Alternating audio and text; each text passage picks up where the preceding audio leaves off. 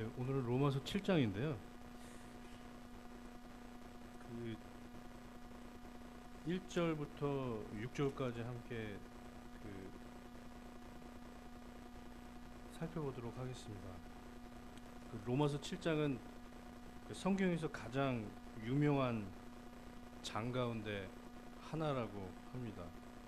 그래서 학자, 설교자를 포함해서 모든 그리스도인들이 다 같이 우리가 그 깊이 공감하고 있는 부분이 있잖아요. 로마서 7장 7절부터 시작되는데 바울의 그 탄식,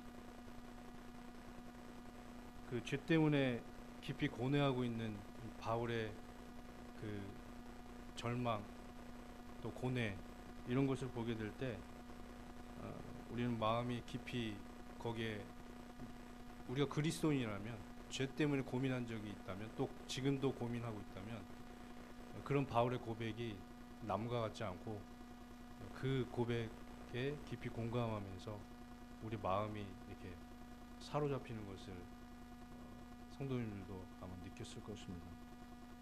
그리고 동시에 우리가 혼란스러워하는 부분이 뭐냐면 이 절들에서 묘사하고 있는 사람이 과연 누구냐는 것이죠.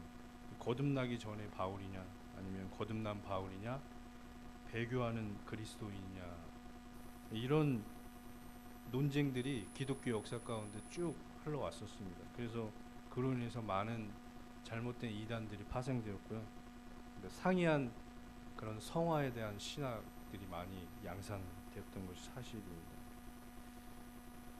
그러나 우리가 어떤 말씀을 보게 될 때 바울이 말하고자 하는 그 목적을 봐야지 바울이 의도하지 않는 것에 심취해서 그것을 밝히겠다고 하는 순간 우리는 말씀의 본질을 잃어버리고 잘못된 방향으로 나가기 쉽습니다. 그래서 그 7장에서 바울이 말하고자 했던 것은 나라는 사람이 누구인가라는 그런 그 초점이 아니었습니다. 나라는 사람이 누구인가라는 그런 인간론적인 정체성에 대한 것이 아니었죠. 그것은 7장에서 부차적인 문제였습니다. 중심적으로 바울이 논하기를 원했던 것은 모세 율법이었습니다. 바울은 이제 로마서 1장부터 5장까지 또 6장까지 믿음에 대해서 줄기차게 말해오다가 이제 율법에 대해서 말하기 시작합니다. 그 장이 이제 7장인데요.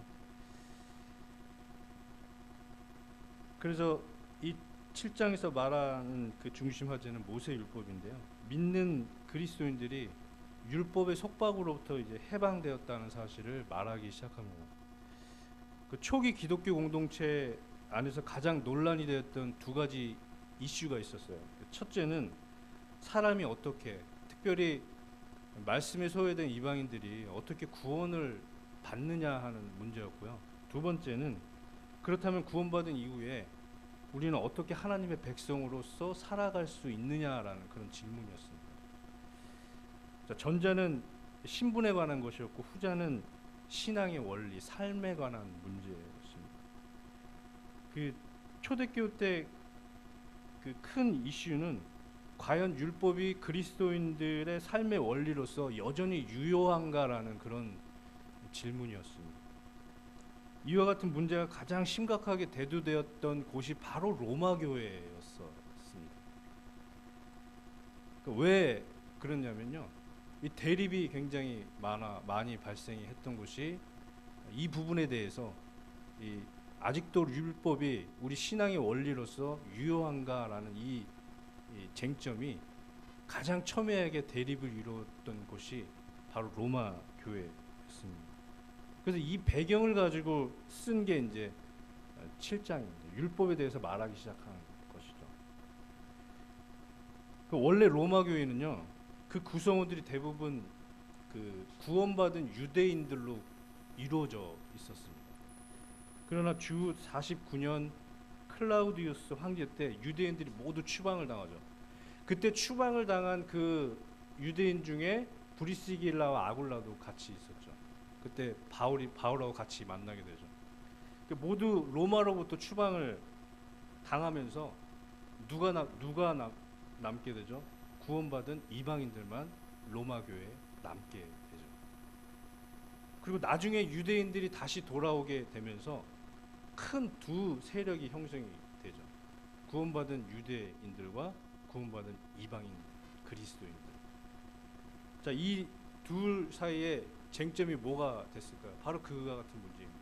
여전히 율법이 우리의 삶의 원리로서 유효한가라는 그런 질문이었습니다. 이 두 무리들 중에 누구나 인정했던 것은 구원은 우리 율법의 행위로가 아니라 믿음을 통해서 되어진다라는 이 사실에 대해서는 두 부류가 같이 공감했습니다. 그러나 그 이후에 우리가 살아가는 데 있어서 신앙의 원리가 과연 율법으로 살아가야 하는가라는 점에서는 이 두 부류가 완전히 정반대의 입장에 있었죠. 그래서 대립과 갈등이 생겨나게 됐죠. 자, 유대인 그리스도인들은 율법이 그들의 삶의 원리가 되어야 한다는 것은 너무나 당연하게 예스라고 말했죠. 그러나 다수를 차지하고 있었던 이방인 그리스도인들은 결코 그렇지 않다라고 주장을 하게 됩니다. 율법은 단지 유대교 유산일 뿐이라고 이렇게 주장하면서 그렇게 첨예하게 갈등이 생기게 되고, 이것은 로마 교회의 분열을 초래할 만큼 굉장히 심각한 이슈였죠. 그 바울이 로마서를 쓸 무렵 로마 교회는요, 로마 교회 초창기 멤버였던 유대인 그리스도인들의 귀환과 더불어서 이와 같은 상황에 직면하게 됩니다. 그래서 이 문제가 로마서의 중요한 주제 중에 하나였던 것이죠. 1장부터 5장까지는 사람은 어떻게 구원을 얻습니까? 라는 질문에 대한 답변하고 있죠. 바로 믿음입니다라고 바울이 말하고 있는 것입니다. 그리고 6장부터 8장까지는 그렇다면 구원받은 이후의 신자들은, 그리스도인들은 어떻게 하나님의 백성으로서의 삶을 살아갈 수 있습니까? 라는 질문에 대한 답이 바로 6장부터 8장까지 이어지고 있습니다. 자, 그리스도인들은 구원받은 이후에 율법이 아닌 성령에 의해서 살아가야 한다라고 바울이 주장하는 대목이 6장부터 8장까지입니다. 자, 6장부터 8장까지는 죄와 율법에서의 해방, 성령 안에서의 삶을 말하고 있습니다. 지금 근데 사도 바울이요, 말하고 있는 대상은 로마 교회 성도들입니다. 전혀 복음에 대해 들어본 적도 없는 이방인도, 또 복음을 들어서 어느 정도 지식은 소유하고 있지만 구원받지 못한 일단의 공동체가 아니었어요. 그 로마서 1장 우리 8절을 한번 볼까요? 로마서 1장 8절.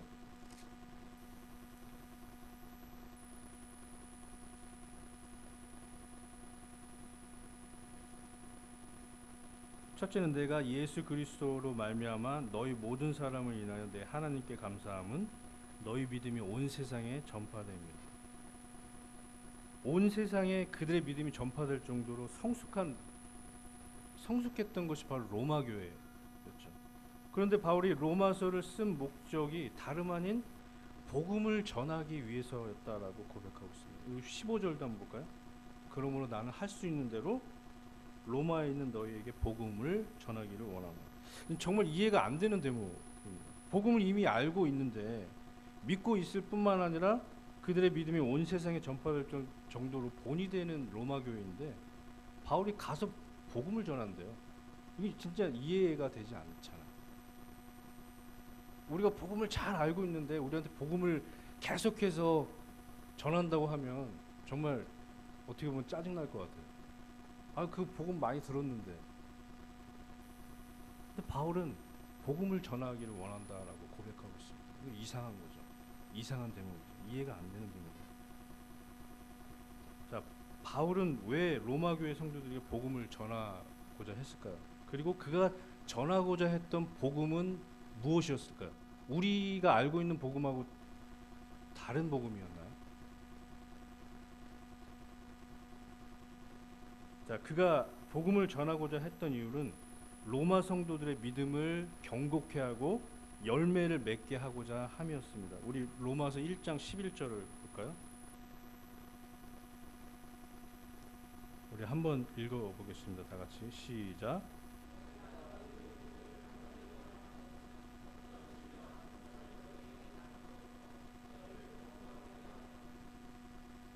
13절도 한번 읽어볼까요? 시작.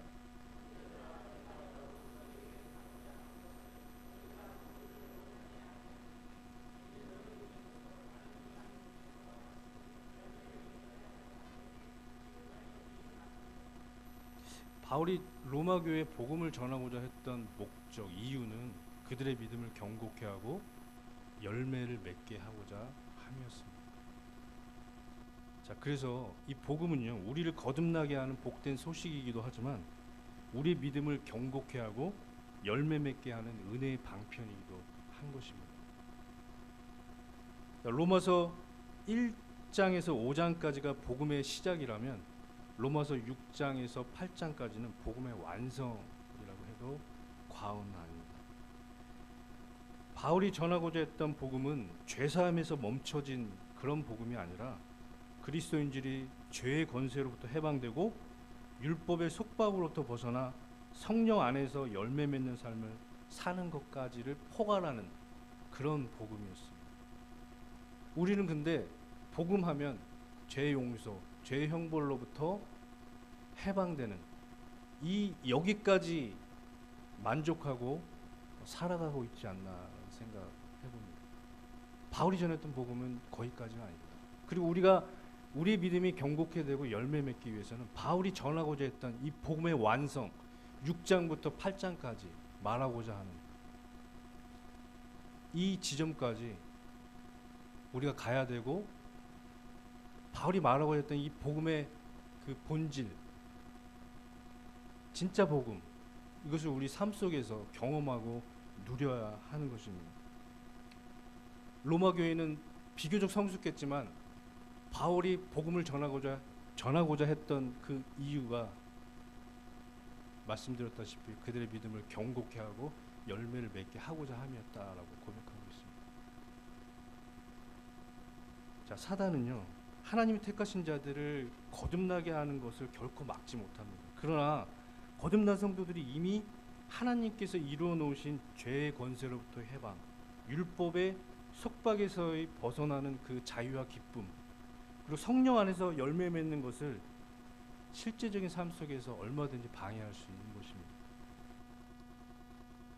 사단이 그리스도인 삶에서 가장 중점을 두고 역사하고 있는 것이 구원받는 것은 크게 이제는 저는 그것보다는 구원받은 성도들이 성숙하고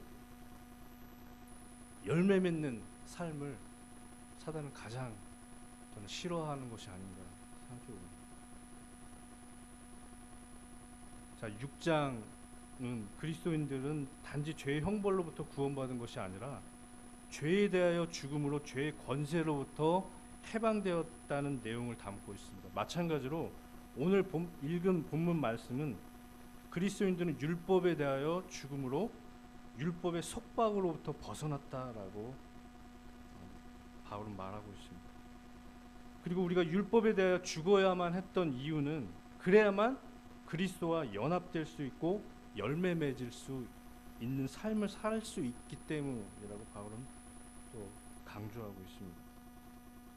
자, 오늘 본문 말씀을 통해서 주의 깊게 우리가 한번 살펴봐야 될 이 구절은 뭐냐면 율법에 대하여 죽었다라는 의미입니다.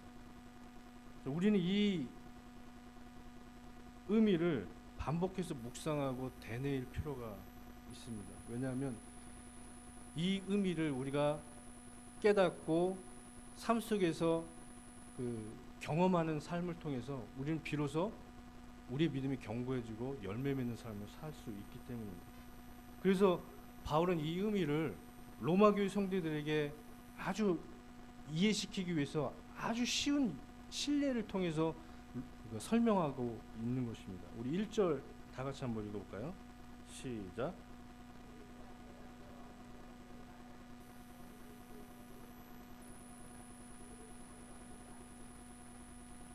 네, 1절에서 바울은 모든 사람이 당연하게 받아들이고 있는 일반적인 사실을 들어서 설명하고 있는 것입니다.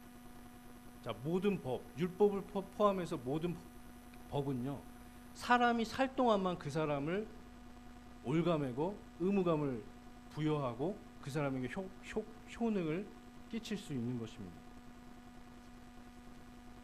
만약에 그 사람이 죽고 나면 더 이상 그 사람에 대한 율법의 효능은 발휘될 수 없는 것이죠. 이 일반적인 사실을 이제 결혼제도의 법을 통해서 더 구체적으로 설명하고 있는 것이 2절에서 또 3절입니다. 제가 한번 읽어보겠습니다. 남편이 있는 여인이 그 남편 생전에는 법으로 그에게 매임바 되나 만약 그 남편이 죽으면 남편의 법에서 벗어났느니라. 그러므로 만약 그 남편 생전에 다른 남자에게 가면 음부라. 이르되 남편이 죽으면 그 법에서 자유케 되다니 다른 남자에게 갈지라도 음부가 되지 아니하느니라. 남편이 있는 여인이 있습니다. 남편 생전에는 남편의 법에 매이게 되죠. 그러나 남편이 죽고 나면 남편으로부터 자유롭게 됩니다. 그러므로 남편 생전에 다른 남자에게 가면 그것은 음부가 되지만 남편이 죽고 다른 남자에게 가도 그것은 음부가 되지 않습니다. 본문 말씀 속에 나타난 여인은 마치 남편으로부터 벗어나고 싶은 마음이 간절한 여인이 아닌가 그런 생각을 해보는데요. 혹시 이 여인의 마음에 깊이 공감하는 자매님이 계시다면 그 자매님의 형제님은 지금 바로 회개하시고 오늘 바로 금식 기도에 좀 들어가야 되지 않나. 얼굴이 빨개지시는 형님들이 좀 몇 분 보이십니다. 자, 어쨌든 그 남편이 있는 그 여인은 남편이 살아 있는 동안에는 법에 매일 수밖에 없는 것이죠. 자, 그리스도께서 왜 그 육신의 몸을 입고 이 땅에 내려오셨나요? 그리고 왜 죽음을 그 십자가에서 죽기까지 하나님께 복종하셔야만 했나요? 율법의 법에서 우리를 해방시키기 위함입니다. 그 목적 때문에 그리스도 이 거룩하신 그 하나님께서 육신의 몸을 입고 이 땅에 내려오실 수밖에 없는 것입니다. 우리 4절을 한번 볼까요? 다 같이 한번 읽어보겠습니다. 시작.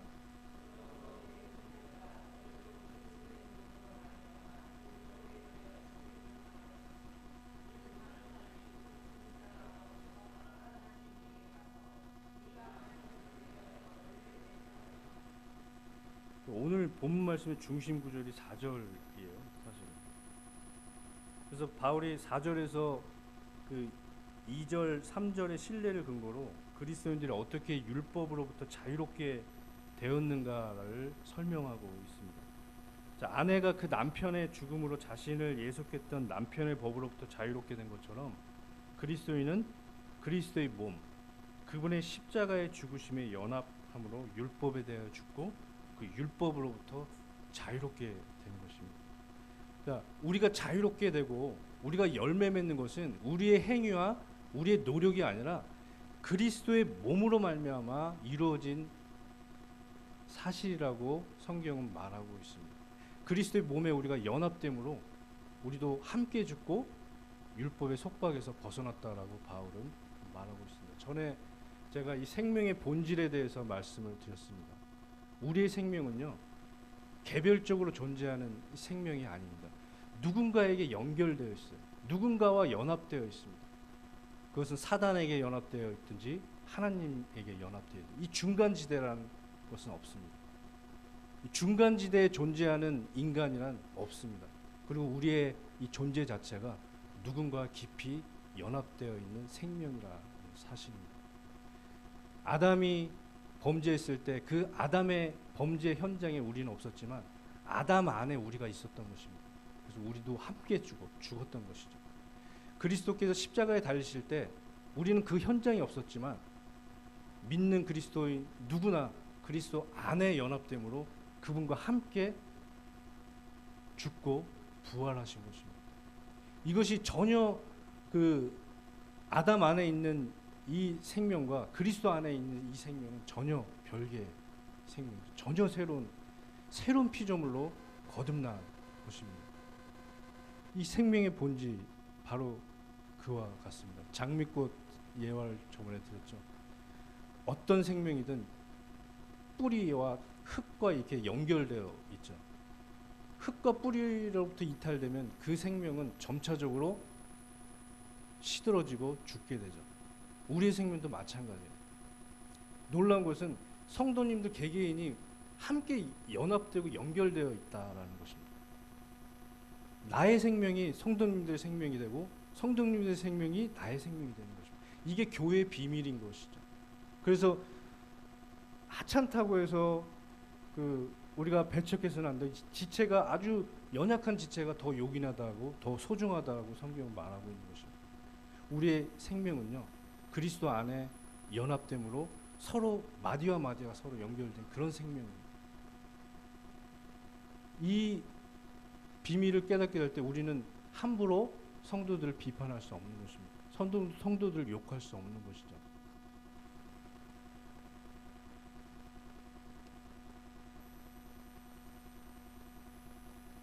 자, 우리는 율법에 대하여 죽어야 했죠. 우리는 율법에 대하여 죽어야 했습니다. 근데 그렇다고 해서 율법이 죄이거나 악하다라는 것을 말하는 것이 아닙니다. 거짓되고 불의하며 치명적인 것은 죄 자체이지 여호와의 율법이 아닙니다. 그래서 시편에 나타난 다윗의 고백처럼 여호와의 율법은 완전하여 영혼을 소생케 하고 여호와의 징고는 확실하여 우둔한 자로 지혜롭게 하며 여호와의 교훈은 정직하여 마음을 기쁘게 하고 여호와의 계명은 순결하여 눈을 밝게 하도다. 여호와를 경외하는 도는 정결하여 영혼까지 이르고 여호와의 규례는 확실하여 다 의로우니 금 곧 많은 정금보다 더 사모할 것이며 꿀과 성익꿀보다 더 달도다. 율법은 완전하고 확실하며 정직합니다. 순결하고 정결하며 의롭습니다. 영혼을 소생케 하고 우둔한 자를 지혜롭게 합니다. 마음을 기쁘게 하고요. 어두워진 눈을 밝게 해줍니다. 죄에 대하여 죽어야 한다는 것은 이해가 가지만 율법에 대하여 죽어야 한다는 것은 좀 이해가 가지 않았어요. 왜? 죄는 나쁜 것이지만 율법은 성경에 보면 선하다라고 말하고 있기 때문에 율법에 대하여 죽어야 될 이유가 없었는데 왜 말씀에는 율법에 대하여 죽어야 한다라고 있을까요? 바울은 그리스도인들이 율법에 대해 죽임을 당하였다고 선언하고 있습니다. 우리 5절을 한번 볼까요? 5절 제가 한번 읽어보겠습니다. 우리가 육신에 있을 때에는 율법으로 말미암는 죄의 정욕이 우리 지체 중에 역사하여 우리로 사망을 위하여 열매를 맺게 하였더니.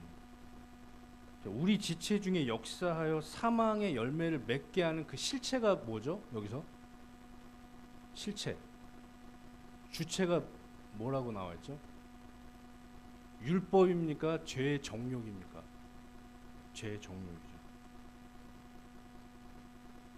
자, 우리 지체 중에 역사의 사망의 열매를 맺게 하는 것은 죄의 정욕이지 율법이 아닙니다. 그런데 우리가 유심히 살펴봐야 할 한 가지 사실은 뭐냐면 이 죄의 정욕은 뭐를 통해서 파생되고 있죠? 네? 죄의 정욕은 뭐를 통해서 파생되고 있죠? 율법을 통해서 파생되고 있습니다. 율법으로 말미암아 죄의 정욕이, 율법으로 말미암아 생겨난 죄의 정욕이 우리 지체 중에 역사하여 사망의 열매를 맺게 하고 있다고 바울이 말하고 있습니다. 우리 로마서 7장 그 밑에 8절을 보면 죄가 뭐라고 나와 있죠? 그러나 죄가 기회를 타서 그리고 계명으로 말미암아라고 기록되어 있죠. 11절에 보면 또 죄가 기회를 타서 계명으로 말미암아. 이 죄는요 하나님이 그렇게 주신 것이 아닌데 참 아이러니한 것은 이 하나님의 이 율법을 여호와의 율법을 죄가 도구로 삼고 있다라는 것입니다. 우리 아담과 하와에게 선악과 따먹지 모든 동산의 과일은 따먹되 선악과를 따먹지 말라고 말했을 때 뱀이 어떻게 유혹하죠? 하나님이 참으로 너에게 그렇게 말씀하시더냐. 그러고 나서 아담과 하와의 마음 가운데 뭘 일으키죠? 사단이 탐심. 그 탐심이 생겨난 그 배경 가운데 중간에 하나님의 그 계명이 있었어요. 하나님의 말씀이 있었습니다. 자, 하나님께서는요, 죄를 깨닫게 하시기 위해 율법을 주셨지만 죄는 그 율법을 도구 삼아 사람들을 정죄했던 것입니다. 하나님께서는 인간의 무능함을 깨닫게 하시고자 율법을 주셨지만 죄는 그 율법을 도구 삼아 인간 자신을 높였던 것입니다. 하나님께서는 하나님의 뜻을 이해하고 순종하도록 율법을 주셨지만 죄는 그 율법을 도구 삼아 온갖 죄악을 양산해내고 오히려 하나님을 대적하게 만들었습니다. 하나님께서는 믿음으로 말미암는 의에 이를 수 있도록 율법을 주셨지만 죄는 그 율법을 도구 삼아 사람들을 율법의 행위로 올가매었습니다. 그리고 바리새인들과 사두개인을 양산해냈습니다. 오늘날도 마찬가지로 바리새인들과 무수한 바리새인들과 사두개인들이 있는 것이죠. 율법의 행위에 갇혀 있는, 율법으로 말미암아 자유함과 평강을 누리지 못하고 정죄함 가운데 이 무거운 그 겉으로는 신앙생활 잘한다고 하지만 죄의 문제가 해결이 안 되고 율법에서 이 매여 있는 신앙인이라고 하지만 그런 신앙인들이 많이 있는 것입니다. 아침 이슬을 속아 먹으면 뭐가 되게 해요? 네? 아침 이슬을 속아 먹으면 뭐가 되게 해요? 우유가 됩니다. 근데 뱀이 먹으면 뭐가 될까요? 독이 됩니다.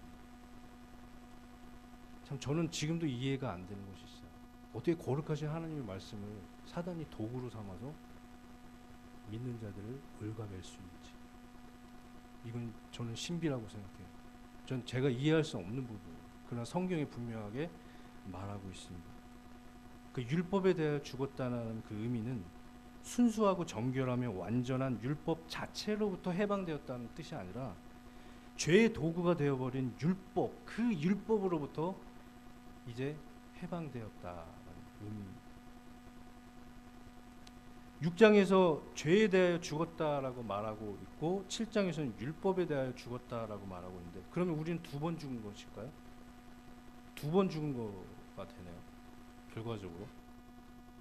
근데 그렇지 않죠. 우리는 그리스도와 함께 딱 십자가에 딱 한 번 죽은 것입니다. 그러니까 죄에 대하여 죽고 다시 율법에 대하여 죽은 것이 아니라 죄에 대하여 죽은 결과로 자동적으로 율법에 대해서도 죽게 된 것입니다. 자, 죄에 대하여 죽었다는 것은 죄의 권세로부터 그냥 죄의 형벌로부터 죄 용서함 받았다는 그런 단순한 의미가 아니라 죄의 권세로부터 해방되었다라는 의미잖아요. 근데 그 의미는 뭐냐면 죄가 더 이상 율법을 도구 삼아서 전처럼 그리스도인들의 삶 가운데 전행을 휘두르지 못하게 되었다라는 것입니다. 그러므로 율법에 대해서 우리는 죽었다라고 바울은 말하고 있는 것입니다. 그러므로 우리가 율법에 대해 죽었다는 것은 율법 자체가 이제 끝났다, 율법이 폐하여졌다라고 말해서는 안 됩니다. 그와 같이 받아들이는 삶은 이제 율법을 지키지 않아도 되고 내 마음대로 살아도 돼라고 생각하게 되죠. 우리를 왜곡된 신앙으로 인도하게 되는 것입니다. 율법에 대해 죽었다는 것은 율법 자체가 끝났다거나 율법이 폐하여졌다는 의미가 아닙니다.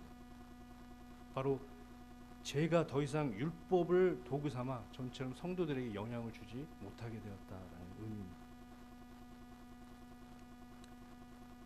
우리 로마서 3장 31절 볼까요? 로마서 3장 31절.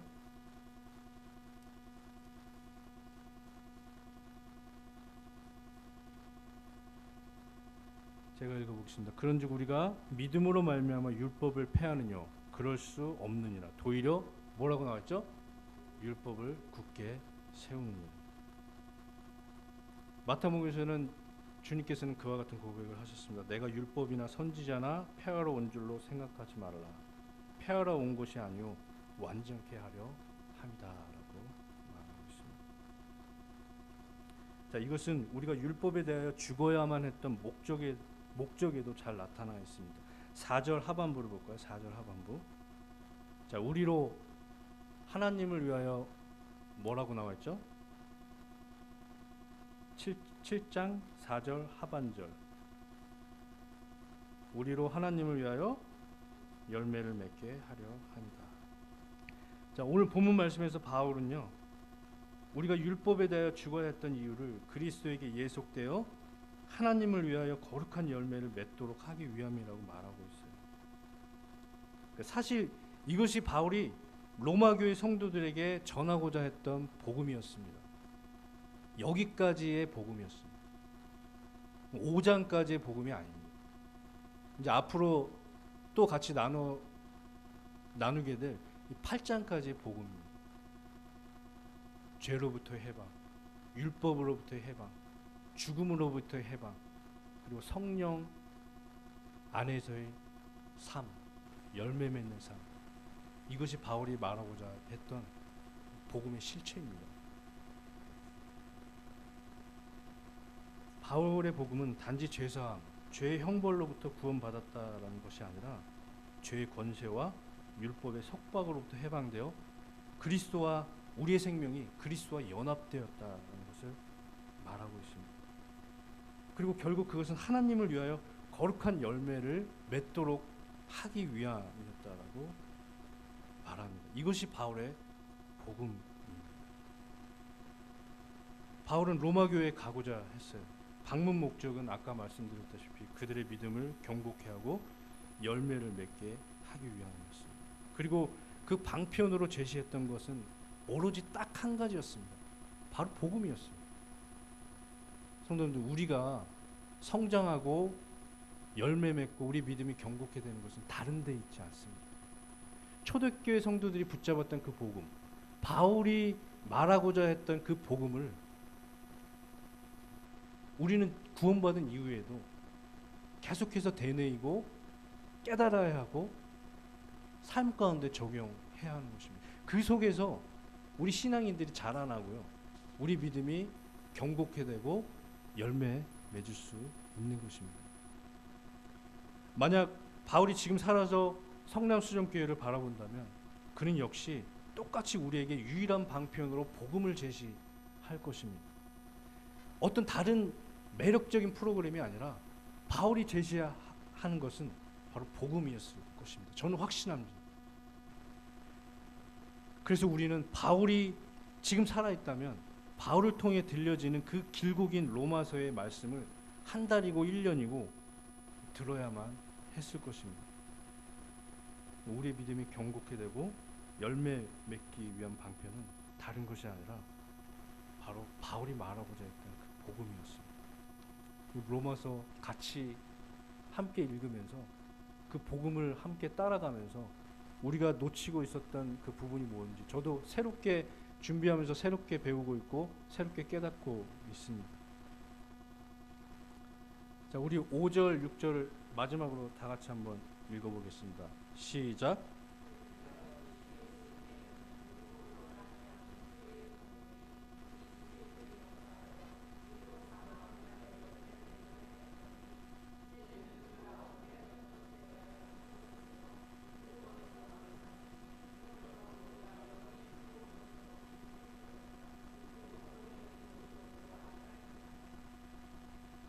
율법의 속박으로부터 벗어나 그리스도에게 속한 그리스도인들은 이제 율법에 의한 삶이 아니라 성령에 의한 삶을 살아야 한다고 바울은 말하고 있습니다.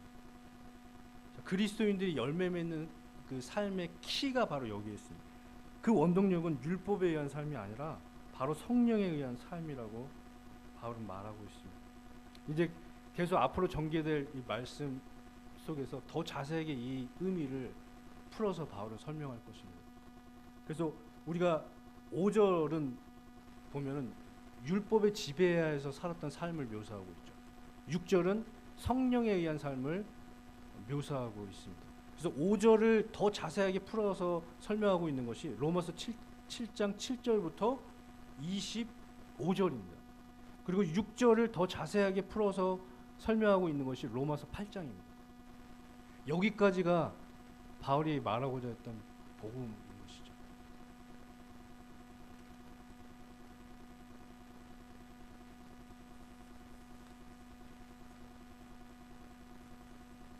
자, 우리는요, 율법을 지킬 수가 없어요. 그리스도 밖에 있었을 때는 도무지 율법을 내 힘으로 그 의에 도달할 수 없었던 사람입니다. 오히려 사단은 그것을 역이용해서 우리에게 율법을 통해서 정죄하고 율법의 행위로 우리를 가둬놨습니다.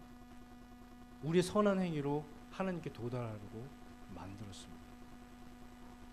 그러나 그리스도와 연합된 이 그리스도인들은 이제 율법의 요구를 이루어 나갈 수 있는 것입니다. 왜요? 우리 안에 성령님께서 임하셨기 때문에. 바울이 말하고자 하는 게 핵심이 그것입니다. 율법 조문으로는 우리를 변화시킬 수 있는 능력이 없습니다. 그러나 하나님께서 그리스도와 연합된 우리들은 성령님께서 이 우리 안에 내주하심으로 말씀을 우리 마음판에 새긴 것입니다. 그리고 이 성령님에 의해서 인도되는 삶을 살아가게 될 때 우리는 율법을 이루어가고 하나님을 사랑하고 하나님을 기뻐하고 오히려 율법에 속박되는 것이 아니라 율법을 통해서 자유함과 기쁨을 회복할 수 있는 것입니다. 이 왜곡된 율법의 기능이 비로소 그리스도와 연합됨으로 다시 하나님의 본연의 그 목적이 다시 회복된 것입니다. 우리는 죄로 권세로부터 해방됨으로 말미암아 이제 죄의 도구가 됐던 이 율법이 더 이상 우리에게 효력을 발휘할 수 없습니다. 성령이 우리 안에 내주하시고 우리를 거룩한 삶으로 인도하시는 그런 조력자이시기 때문에 우리는 그 안에서 살아가게 될 때 율법을 이루고 하나님을 사랑하고 하나님을 순종할 수 있는 것입니다. 초창기 부례드린 교회는요, 그리스도와의 연합, 죄의 권세로부터의 해방과 자유, 성령의 인도함을 받는 삶에 대해 줄기차게 강조하고 가르쳤습니다. 그래서 형제들의 집에서 지금 출간하고 있는 책들 대부분의 책의 그 주제가 그리스도와의 연합, 죄로부터의 해방, 이런 주제였거든요. 그러나 오늘날에는 많이 희미해져 가고 있는 것이 사실입니다. 어쩌면 형제교회가 과거에 비해 위축되어 가고 성도들이 성화의 삶을 살아가지 못하고 권능을 잃어버리고 있는 것은 이와 같은 요인 작용하고 있다고 저는 사료됩니다. 이스라엘이 요단강을 건너 약속의 땅에 들어갔을 때 당시 그 1세대들이 장정만 60만 명이었죠. 근데 다 들어갔나요? 모두 죽고 믿음의 사람 갈렙과 그리스도의 하나님의 영을 이렇게 받은 여호수아만이 가나안 땅에 들어갈 수 있었습니다. 우리는 이 부분을 깊이 생각하고 배워야 될 부분이 있습니다. 구원받은 이후에 우리가 이 가나안이라는 축복의 땅을 들어가기 위해서는 믿음의 사람 갈렙처럼 믿음이 필요합니다. 또 영의 사람 여호수아처럼 성령의 지배되고 성령의 인도함을 받는 삶이 필요한 것입니다. 그것이 우리를 풍성한 삶으로 이끌어 줄 것입니다. 우리는 복음을 잘 이해하고 있으면서 성령님의 내주하신 능력을 경험하지 못할 수도 있는 것이죠. 우리 안에 그리스도의 생명이 있지만 이 생명이 나타나는 삶을 살아가지 못할 수도 있는 것입니다. 율법의 속박에서 벗어났다는 사실을 우리는 입술로 고백하고 있지만 우리 실제적인 삶 속에서 자유함과 평강을 경험하고 있지 못할 수도 있는 것입니다. 그 갈라디아 교회를 설명을 드리면 처음에 그 은혜 복음을 받아들였죠. 근데 그들에게 문제가 생기기 시작했어요. 육체의 열매를 맺기 시작했습니다. 그래서 바울이 너희가 성령으로 시작하였더니 이제는 육체로 마치겠느냐라고 혹독하게 질책하면서 성령으로 인도함을 받는 삶에 대해서 말하고 있는 게 바로 갈라디아서예요. 우리는요, 풍성한 삶을 누릴 수 있는 그 비결은 이제 율법에서 이 죄의 권세, 율법의 속박에서 벗어났다는 이 우리의 변화된 신분을 분명하게 인식하고 성령으로 인도함을 받는 삶을 살아가게 될 때 우리 삶 가운데 그 풍성한 열매를 맺을 수 있는 것입니다. 바울은 계속해서 8장까지를 통해서 그와 같은 복음을 말하고 있습니다. 그래서 강단 말씀만 너무 의지하지 마시고 밥 식사하실 때나 아니면 뭐 자매님과 같이 교제할 때나 저는 이 부분을 토론을 많이 했으면 좋겠어요. 죄에 대해 죽었다는 게 뭔가, 율법에 대해 우리가 죽었다는 것이 무엇인가. 사실은 사단이 이걸 교제하길 제일 싫어하는 거거든요. 기도하겠습니다.